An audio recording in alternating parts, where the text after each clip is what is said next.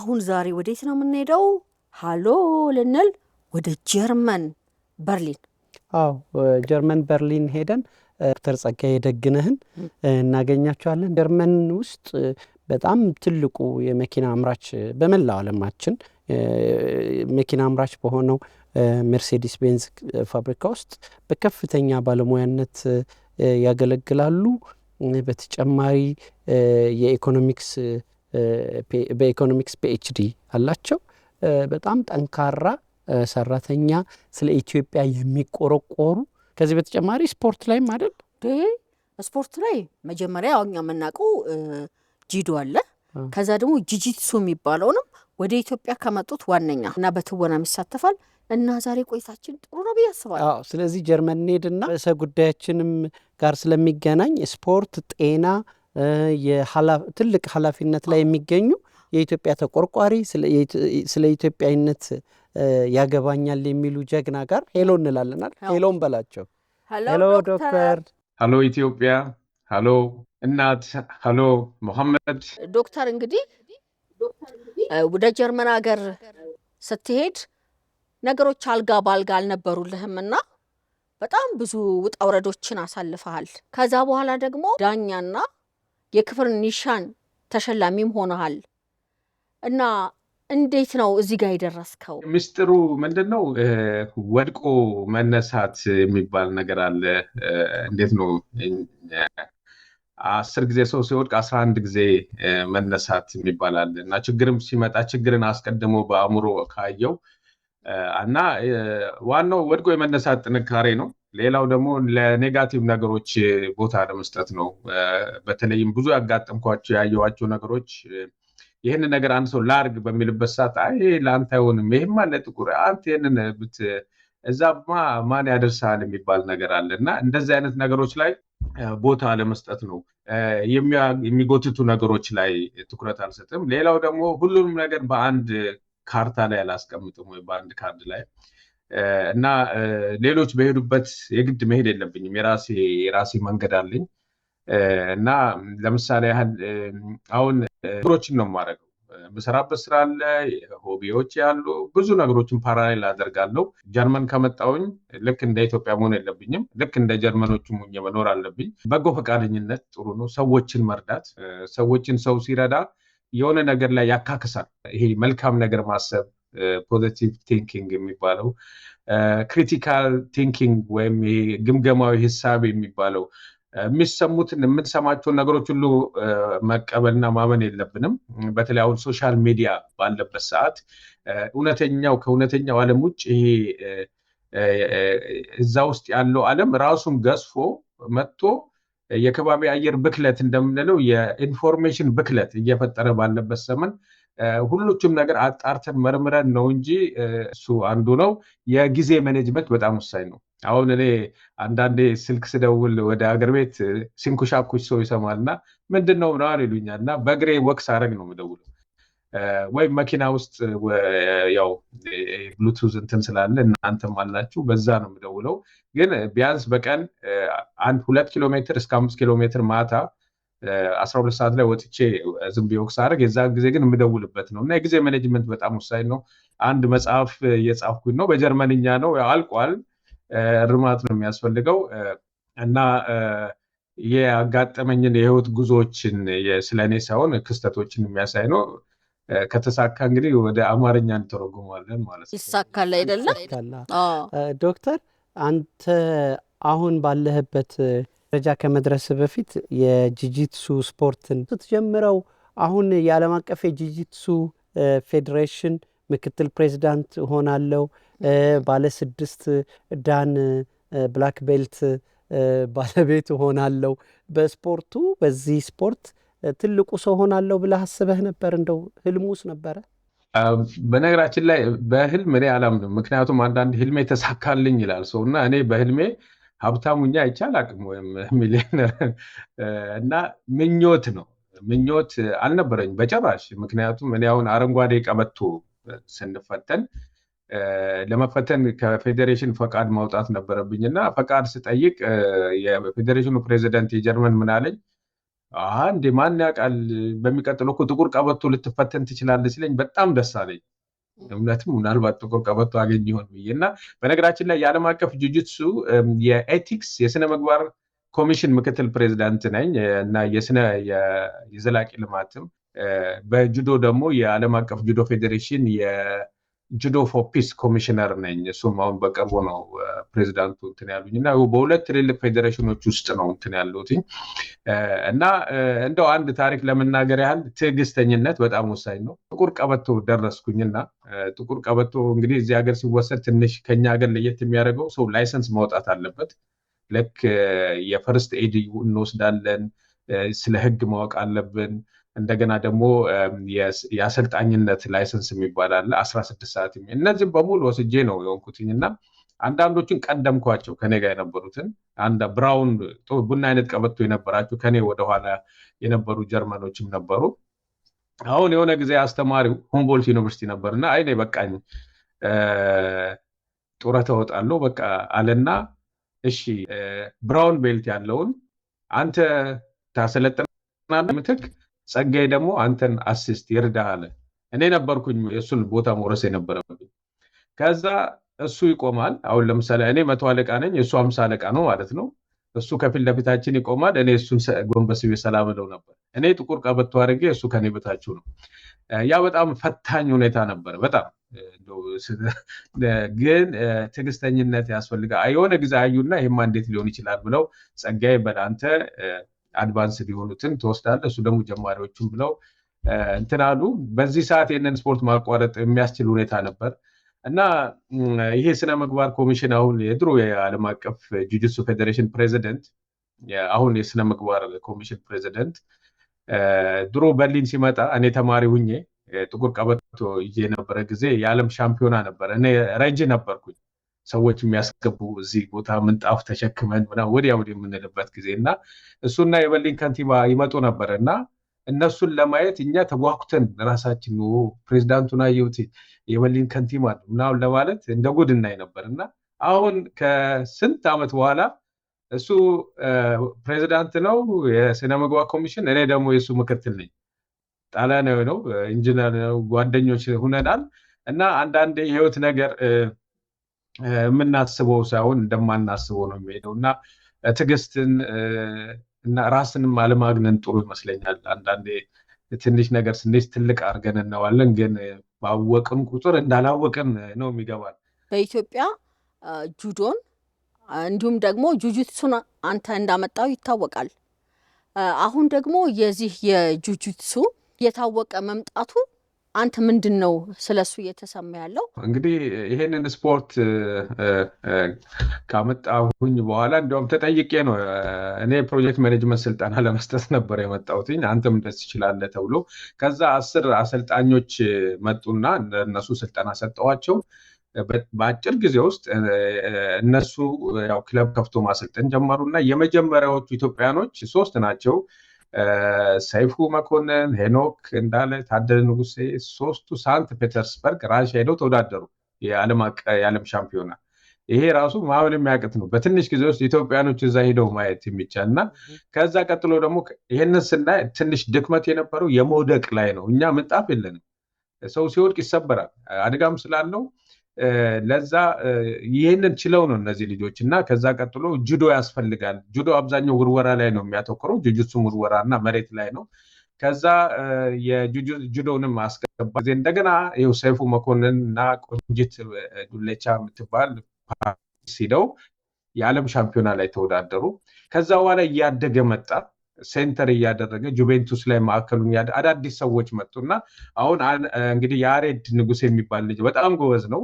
ብዙ ሀገር ሄዷል። የአፍሪካ ሻምፒዮና ሆኗል በዚህ በጁጁትሱ። የአሜሪካን ሀገር ሄዷል። ጀርመን በጁዶ በተለያዩ ሀገሮች ሁሉ ወርልድ ጌምስ ሁሉ 4ኛ 7ኛ የወጣ ልጅ እሱ ጁቬንቱስ ይህንን ስፖርት ማስፋፋት ጀመረ በይበልጥ እና እንግዲህ በእነዚህ እየተስፋፋ መጣና አሁን ይሄ ጁጁትሱ የምንለው የእነዚህ ስፖርቶች ሁሉ አባት ነው። ስፖርቱ የሚያደግ ነው፣ ተስፋ አለው፣ መስፋፋት ይችላል። ግን ብዙ መሄድ የሚያስፈልገው ነገር አለ። ያው ስለሱ ከተናገርኩኝ አላቆምባቸው። ችግር የለም ዶክተር። አንተ ሜርሴዲስ ካምፓኒ ውስጥም ትሰራለህ አይደለ? እና ሜርሴዲስ ካምፓኒ ውስጥ እንደሚሰራ ሰው ጀርመን ሀገር እንደሚኖር እነዛ ፋንሲ መኪኖች ሲመረቱ ሞክሮ የመኪኖቹን ፐርፎርማንስ ራንክ እንደሚያረግ ሰው መኪና መንዳትን ቀንሶ በእግር መሄድ እንዴት ነው ወደዚህ እንዴት ነው መግባት የተቻለው? በጣም ደስ የሚል ዲሲፕሊን ስለሆነ አይገርማል አይደለ? አሁን እኔ ስለ መስሪያ ቤቴ በብዛት መናገር አልችልም፣ ያው የነሱ ፈቃድ አውጥቼ። ግን በአጠቃላይ ስለ መኪና አሁን እኔም የመስሪያ ቤት መኪና ስለሆነ እነሱን ነው የምነዳው። በጣም የሚገርም ነው። መሬት ላይ እንደ ጣውላ ነው። በጣም ቆንጆ ወይ ዶሮ ወጥ እንደምትበላው የሚሰማ አይነት የዶፓሚን ንጥረ ነገር ነው አእምሮችን የሚያመነጨው እነዚህን መኪናዎች ስነዳቸው። አሁን ደግሞ በጣም ልዩ እየሆኑ መጥተዋል። እኔ ላሻሽጥ አይደለም፣ ስፖርት ወሳኝ ነው። ይሄ ካርዲዮ ያስፈልጋል። ስፖርት መስራት መነቃን ከመኪና ወርደን አሁን እዚህ ሀገር ያለው ምንድን ነው? ፓርክ ኤንድ ራይድ። መኪናችንን እናቆምና በባስ እንሄዳለን፣ መኪናችንን እናቆምና በባቡር እንሄዳለን። እኔ ኢትዮጵያ አሁን ጥሩ መኪና ያለው ሰው ከመኪናውን አቆሙ በአንበሳ ባስ የሚሄድ ሰው እስካሁን አልሰማሁኝ። እና የመኪናን ኮንሰፕት መቀየር ነው። ስፖርት መጨናነቅን ይቀንሳል፣ የመታመም ስጋትን ይቀንሳል። ስፖርት ደግሞ 2 እና 3 ሆኖ የበለጠ ሲሰሩት ደግሞ የበለጠ ጥሩ ነገር ነው፣ አንድ ያደርጋል። ዶክተር አንተ ዘርፈ ብዙ ሰው ነህና የኢኮኖሚክስ ምሁር ነህ፣ ስፖርት ባለሙያ ነህ፣ እንደገና ዳን ደረጃ ደርሰህ ዓለም አቀፍ የስፖርት አመራርም ነህ። በተጨማሪ ግን ተውነሃል፣ 2 ትልልቅ የሆሊውድ ፊልሞች ላይ ሰርተሃል። ፊልሞቹ ምንድናቸው? እንዴት እድሉን አገኘ? እንግዲህ ይህ ሁሉ ታሪክ የመጣው ምንድነው? በልጄ በኩል ነው። ልጄ ከልጅነቷ ጀምሮ የኔንም ስፖርት አሰራት ነበር። ግን የቲያትር ትምህርት ቤት ከትምህርት ወስዳ እዛ ተወስዳት ነበርና ያው ፊልሞች ምናምን ላይ መስራት ጀመረች። እና የሆነ ጊዜ ላይ ፓፓ እንደዚህ አይነት ነገር እኮ አለ፣ እስቲ አትሞክርም ምናምን አለችኝ። እስቲ ምክንያቱም አንዳንድ እዚህ የሆሊውድ ፊልሞች ጀርመን ይመጡና ወይም ቼክ ይመጡና ሲሰሩ የጥቁር እጥረት ያጋጥማቸዋል። ምክንያቱም ያንን አስመስለው ነው የሚሰሩት። አሁን እኛ ሆምላንድ የሚባለው ላይ የሲአይኤ ሄድኳርተር አድርገው የሰሩት እዚህ በርሊን ያለውን ነው። የሆነ አዳራሽ እንትን አለ ህንፃ እና ሲገባ ልክ አሜሪካን አድርገው ነው የሚመስለው። እና የዛን ጊዜ ጠየቁኝ። እሷ ፎቶ አንስታ ምናምን እዚህ ውስጥ ክትላክ ምናምን ላኩላቸው።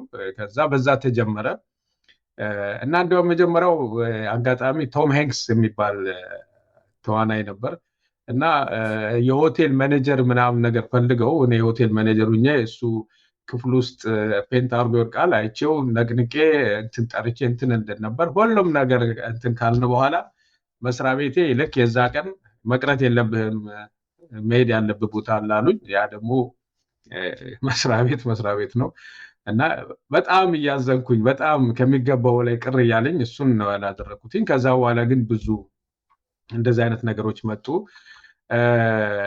እና አሁን ለምሳሌ ጀርመን ሀገር ሰው ማኔጀር በሚሆንበት ሰዓት የተለያዩ ስልጠናዎች ይሰጣሉ። አንዱም የአክቲንግ ስልጠና ነው። እንዴት መናገር እንደሚቻል፣ እንዴት ነገሮችን በአእምሮ ውስጥ መያዝ እንደሚቻል እና እኔም በግሌ የአክቲንግ ስልጠና ወሰድኩኝ። ከዛ የተወሰኑ ወርክሾፖች አሉ። 2 ሳምንት ሜድሰን ሂል የሚባል ፊልም አለ። ጀርመን ነው የሚሰራው፣ ግን እንግሊዝ ሀገር ውስጥ ያለ የሀብታሞች ሃይ ስኩል ነው እና እዛ ላይ የዛ ትምህርት ቤት ገንዘብ ያስፈልገዋል እና ያንን የሚደጉም ሀብታሙኝ ነበር እና እዛ ከዳይሬክተሩ ጋር ቁጭ ብለን የሆነ ሬስቶራንት ውስጥ እየተነጋገርን ነው ምናምን እንደዛ ነበረ። እሱንም እሺ ብያቸው ጊዜ ነበር ማድረግ ያለው። እንግዲህ አንደኛው ሆምላንድ የሚባል ተከታታይ ነው እና በዛኛው እሱ ላይ ነው። 5ኛው በአጠቃላይ ባልሳሳት 7 መሰለኝ እንትኑ ይሄ ኤፒሶድ በአጠቃላይ የነበረው እና 5ኛው ላይ ነው። እዚህ በርሊን ነው ሁሉም ነገር እየተሰራው አሸባሪዎች ነበሩ ባቡር እንትን ያሉ። ሁለተኛው ደግሞ ፖይንት ብሬክ ይባላል። እሱ ደግሞ ኤፍቢአይ ነው። እንደዚህ አይነት ነገር ይወዳሉ እና እዛ ኤፍቢአይ አካዳሚ የዛ ሲኒየር እንትን ሁኜ ሰዎችን ዝም ብዬ የሆነ ነገር ሳሳያቸው ምናምን ነው። እዛ ላይ የሚታወቁ ተዋናያኖች ነበሩ። አብረን ቁጭ ብለን ከነሱ ጋር እኮ አብረን ምሳ እንበላለን፣ እናወራለን እና ጥሩ ልምድ ነው። ያው እንዳልኳችሁ ለእኔ እንደ ሪክሬሽን እንደ መዝናኛ አድርጌ ነው። ከዩናይትድ ኔሽን ጋር በስፖርት ለአየር በጋራ ሰርታችኋል። ይሄ ጉዳይ እንዴት ሆነ? ይሄ ስፖርት በምናይበት ሰዓት ስፖርት ከፍተኛ ጥንካሬ አለው። እነዚህ የአየር ብክለትን በተመለከተ የስፖርት ማህበራት አሉ፣ ክለቦች አሉ፣ ፌዴሬሽኖች አሉ እና እነሱን ለዘላቂ ልማት ማነሳሳት በጣም የሚቻልበት ሁኔታዎች ነው ያሉት። በተለይ የስፖርት ተመልካች እና ስፖርተኛን ማነቃቃት ብክለትን አሁን ስታዲየም ስትገቡ እኮ አበለሻሽተውት ነው የሚወጡት። ቆሻሻ ነው ከወጡ በኋላ እና እዛ ላይ ብዙ ነገር ኮንትሪቢዩሽን ማድረግ ይቻላል። እንዴት አድርገን ነው የስፖርት መዋቅር መሰረተ ልማቶች ብዙ ኢነርጂ ይወስዳሉ፣ ሪሶርሶችን ይወስዳሉ እና አሁን አዳዲስ የሚሰሩት ስታዲየሞች፣ አዳራሾች፣ ክለቦች ምንድነው ሰርቲፋይድ ምንድነው የሚባለው የኢነርጂ ሴቭ ማድረግ ይችላሉ ተብሎ ፈቃድ ማግኘት አለባቸው።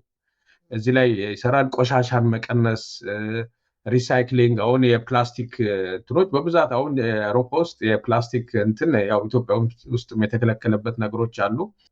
ማህበራዊ እንቅስቃሴን ያጠናክራል።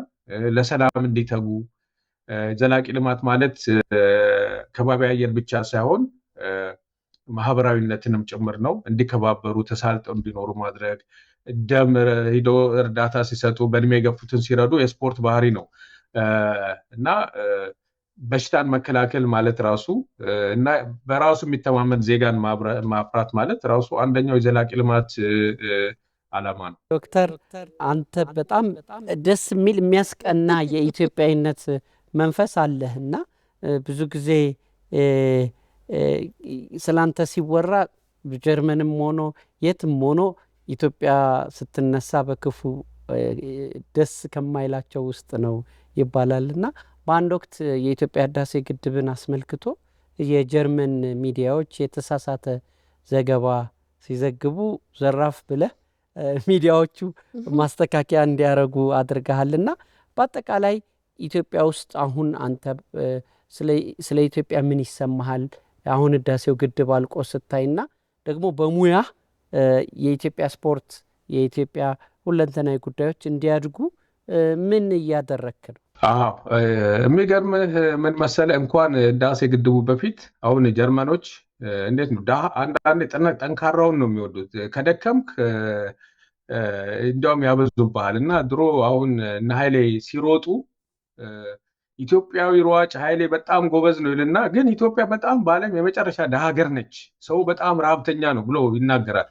እንዴ እኔ ደውልና እንዴት ነው እንደዚህ የምትሉት? አሁን አንድ ጀርመናዊ ሲሮጥ የዛሬ 60 ዓመት ጀርመን ናዚ ነበረ ብላችሁ ትናገራላችሁ እንዴ ምናምን ብዬ እላቸዋለሁኝ። እና በቃ እንደዚህ ነበር ሁል ጊዜ ያሳለፍነው እና ይሄ የህዳሴ ግድብ ሲመጣ እዚህ ብዙ ኢትዮጵያኖች አሉ። በተለይ አንድ ፕሮፌሰር አስናቀች ከእሷ ጋር ሁነን ሀሳብ አምጥተን ሌት ተቀን ነበረ ኢትዮጵያኖች ተሰባስበው ፊርማ አፈላልገን ለቻንስለር ሜርክል የተለያዩ ቢሮዎች ጽፈን ከዛ በኋላ ጋዜጠኞች አንዳንዱ ጋዜጠኛ እንደውም መልሶ ደግሞ እኛን የሰደበን ነበር እንደዚህ ብሎ እና እንደገና ጋዜጠኞቹን ደግሞ እንዴት ነው ኃይልን በኃይል ሳይሆን ጠላትን ቀፎ እንዳይንቀሳቀስ ታደርገዋል ይባላል በእኛ ስፖርት እና እነሱንም ቀርበን አነጋግረናቸው ኢትዮጵያ ሁሉ ድረስ ሄደው የተሰራ ነገር ነበር እና አሁን ይሄ አልቆ ስለ ኢትዮጵያ በጣም በሚገርም ሁኔታ ነው የጀርመን ጋዜጠኞች የተናገሩት።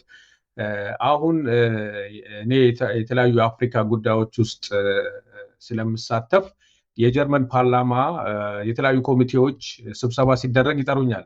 አሁን ባለፈው ወር እንኳን 2 ጊዜ የጀርመን ፓርላማ ሂጄ ነበር። አንደኛው አፍሪካና ቻይናን በተመለከተ ነበር፣ አንደኛው ደግሞ ስለ ባዮዳይቨርሲቲ ስለ አፍሪካ እና ሁለቱም ላይ ሂጄ ያው የሆነ ነገር ሲናገሩ ጥያቄ አለኝ ብዬ መጠየቅ አይቀርም እና በግልም ሳገኛቸው መናገር አይቀርም እና ጀርመኖች፣ አውሮፓውያኖች አሁን አፍሪካ ላይ 1% ብቻ ነው ኢንቨስት ያደረጉት እና ሌላው በሙሉ አውሮፓ ሌላ ቦታ ነው እና አሁን ፖለቲካቸውን እየቀየሩ የመጡበት ጊዜ ነው እና አዲሱ ፖለቲካ ፍላጎት ተኮር የሚሉት ፖለቲካ ነው በአቻነት ማየት ያለባቸው እና እኛን መጥተው እንደዚህ አድርጉ የሚሉ ሳይሆን እኛ የምንላቸው ምንድነው ኢትዮጵያ አፍሪካ ዲጂታል ነው፣ አፍሪካ ወጣት ነው፣ አፍሪካ ከተሞችን እየገነባ ነው፣ አፍሪካ ልክ እናንተ ስለ ቻይና ከዛሬ 40 ዓመት ታስቡት እንደነበረው ላይ ነው አሁን እናንተም ስለ አፍሪካ የምታስቡት እና ያንን መቀየር አለባችሁ። ፊውቸር ከፈለጋችሁ አፍሪካ ነው። አሁን ከድሮ በብዛት እየተቀየረ ነው። ድሮ አሁን እናውቃለን ኢትዮጵያ ሲታይ ወይም የሆነ ኢትዮጵያን አሳዩን ሲባል ከኢትዮጵያ የሚያሳዩን የሆነ የቆሸሸ ነገር በጣም የሚያስጠላ ነገር ፈልገው ከዛ ሆኖ ነው ጋዜጠኛ እንኳን ሲናገር ወይ ለምሳሌ የሆነ መርካቶ ምናምን ሆኖ ከዛ ሆኖ ኢትዮጵያ እንደዚህ እያደረገ ነው ወይም የሆነ ነገር ብሎ ይናገሩ የነበሩትና ያ አመለካከታቸውን ሁሉ አሁን የቀየሩበትም ሁኔታ ላይ ያለበት ጊዜ ነውና ደስ ይለኛል። ደግሞ ይቀጥላል፣ በዚሁ የሚያበቃ አይደለም። ምክንያቱም ወደ ኋላ አንዳንድ ይመለሳሉ። በበርሊን ያየሃቸውን የስፖርት ማዘውተሪያዎች በሀገራችንም እንዲገነቡና ለሕዝብ ጥቅም እንዲውሉ ከፍተኛ ጥረት አድርገሃል። አሁን ደግሞ ከተማችን እየተቀየረች ነው ያለችው። አንድም አስተዋጽኦ ማድረግህና አሁን ደግሞ ሀገራችን ያለችበት ሁኔታ ስታየው ምንድነው እየተሰማ ያለው? ቆንጆ እና ከባድ ጥያቄ ነው። እኔ ብዙ ጽፍ ነበር በዚህ ላይ ለተለያዩ ተቋማቶች የሆነ ነገር ካየሁኝ እጽፋለሁኝ ሁልጊዜ። አሁን ለምሳሌ የደረጃ ምደባ ቢወጣ ጥሩ ነው። አሁን ቀለማት እላለሁኝ። አሁን ሃምቡርግ ወደ ሰሜን በርሊን ወደ ሰሜን ጀርመን ስትሄዱ ብራውን ነው የህንፃዎች፣ ወደ ታች ደግሞ ስትሄዱ ነጭ እየሆነ የተለያዩ ቀለማቶች ስታንዳርዶች አሉ። አገር ቤት ሂጄ በረንዳዎች ያበሳጩኝ ነበር። በጣም ወገብ ላይ ነው። እኔ ደግሞ እዚህ መደገፍ ለምቼ እንደ ሰው ተገልብጦ ይወድቃል። ለምን ስታንዳርድ የለም በረንዳ ላለውኝ። ባለቤት ጀርመናዊ ነች እና ሸራተን ወስዶ ሲያሳየዋት ምን ትላለች?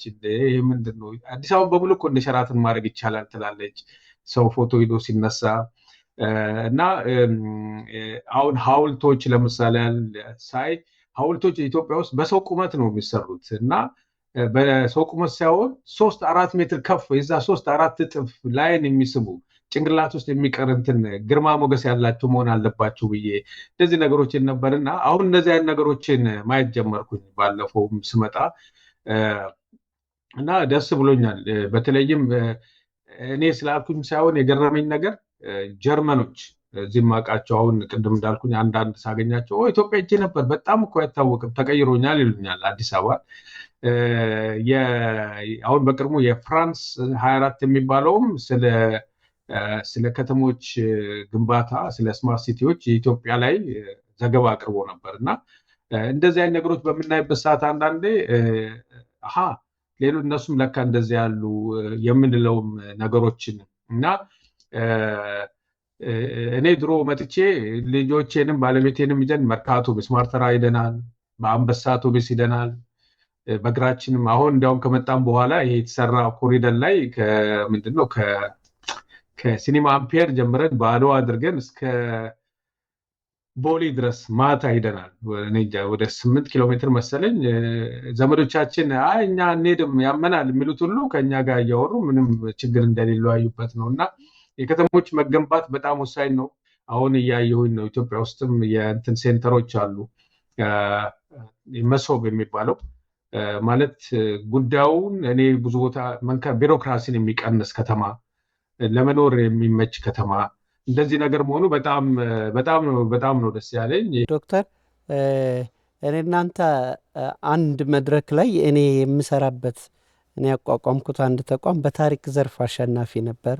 አንተ ደግሞ በዲያስፖራ ዘርፍ አሸናፊ ነበርክ የ2015 የበጎ ሰው ሽልማትና አስታውሳለሁ እንትኑንና ግን ከበጎ ሰው በተጨማሪ ከጀርባህ በርከት ያሉ የምስጋና የምስክር ወረቀቶች፣ የክብር ዲፕሎማዎች፣ ኒሻኖች ሜዳሊያዎች ይታዩኛል እና እንደው ከነዚህ ውስጥ ከበድ ያሉትን ብዙ ናቸው ለመዘርዘር እና በዚህ ሂደት ውስጥ በዚህ የስራ እንቅስቃሴ ሂደት ውስጥ ምን አሁን ጀርመን ውስጥ ምን የተለየ ሽልማት አገኘ? ምንስ ማለት ነው ያ ሽልማት? አዎ ጀርመን ውስጥ እንግዲህ ትልቁ የሚባለው የጀርመን ፕሬዚደንት የሚሰጠው ሽልማት ነው። ሜሪት ኦፍ ክሮስ ይባላል። እንግዲህ ይሄ እዚህ ላይ የሚደረግ መስቀል ነው፣ ኒሻን ማለት ነው። ከፍተኛ አገልግሎት ላደረጉ ሰዎች የሚሰጥ ነው። ኢትዮጵያኖች ከዚህ በፊት ኃይለሥላሴ አሉ፣ ከዛ ልጅ ዶክተር አስፋወሰን አሉ፣ እንደገና አንድ ሰውም በቃ እነሱ 2/3 ነኝ። ምናልባት አሁን ሌሎችም ይመጣሉ፣ ቢመጡልኝ ደስ ይለኛል። እና ያንን ነው ያገኙት። በጣም ትልቅ ከዚህ በላይ ሌላ የሚመጣ የለም፣ ግን ያው ደረጃ ይኖረዋል። አሁን የሚጠለቅ የዘንባባ ምናምን እያለ ሊቀጥል ይችላል። ኃይለሥላሴ እዚህ ላይ ትልቅ ኮከብ ምናምን መስለኝ። ግን ይሄ ለእኔ ከዚህ በተጨማሪ የጀርመን ስፖርት ፌዴሬሽኖች የሰጡ ሽልማቶች አሉ። የምሰራበት መስሪያ ቤት መርሴዴስ እውቅና ይሰጠኛል። በተለይ እዚህ የምናያቸው አሉ ከጀርባዬ። ይሄ አሁን የበጎ ሰው ወይም እዚህ ጋር እንትኖች አሉ። ለምን የጀርመን ስፖርት ፌዴሬሽን እዚህ ጋር የሰጠኝ የወርቅ መርፌ የሚባል እንትን አለ። የተለያዩ እንትኖች ይመጣሉ እና የኢትዮጵያ ኮሚኒቲ ፍራንክፈርት ያሉ በጀርመን እነሱም የሰጡን እውቅናዎች አሉ። በተለይ በኮቪድ ጊዜ ብዙ ጽፍ ነበረ ወንድ ወገኖቻችንን ለመርዳት ምን ማድረግ እንዳለባቸው መጠቀቅ እንዳለባቸው እና ያው ምንድነው እነዚህ ናቸው። ግን ምንድነው የተረዳሁትኝ በሰራሁኝ ቁጥር ወይም እውቅና ባገኘው ቁጥር እየከበደኝ ነው የመጣው። ምክንያቱም ይሄንን ነገር ማበላሸትም ሌናን ችግር ይፈጥራል። ሁለተኛ ደግሞ የምናውቀው ከማናውቀው እየበለጠ እንዲመጣ የምናይበት ነው። በጎ ነገር ማድረግ ጥሩ ነው እና ይሄ በጎ ፈቃድ ነገር የመርዳት ምንድነው ከኋላ ያለው ብሎ የማሰብ አሁን አንዳንድ ያየሁትን ነገር ሁሉ ጊዜ ይሄ ነገር ከሆነ የሆነ ነገር ከጀርባው አለ ብሎ ሳይሆን በቃ በንጹህ ልብ የሆነ ነገር መርዳት፣ ከረዱ በኋላ መርካት፣ የሆነ ነገር አደረግኩኝ ብሎ ማለት ባህል መሆን መቻል አለበት። ሀገራችን ደግሞ በዚህ የታወቀ ነው። እግር እኮ ሰው አጥቦ እንግዳን እኮ የሚያስተናግድ እኮ ባህል ያለን ነው። ለዛ ምንም ሳንቲም መልሶ የሚጠይቀው የለም ያን ስላደረገ። በጣም እናመሰግናለን ዶክተር። በሌላ ጊዜ ደግሞ አዲስ አበባ ስትመጣ ቤታችን እሑድ ቤት ትመጣለህ። አክስታችን እናት በጣም ቆንጆ ቡና ታፈላለች፣ ቡና እንጋብዛሃለን። በጣም ነው የምናመሰግነው ዶክተር። በጣም እናመሰግናለን። መልካም ጊዜ። እኔም በጣም አመሰግናለሁ። ተመልካቾቻችሁን በጣም አመሰግናለሁ። በድጋሚ ሀሎ ብያለሁኝ። ሀሎ እናት፣ ሀሎ መሐመድ እና ከሁሉም በላይ ምንም መተኪያ የሌላት ትልቋን ሀገራችንን ኢትዮጵያን ሰላምታ ከጀርመን። አመሰግናለሁ።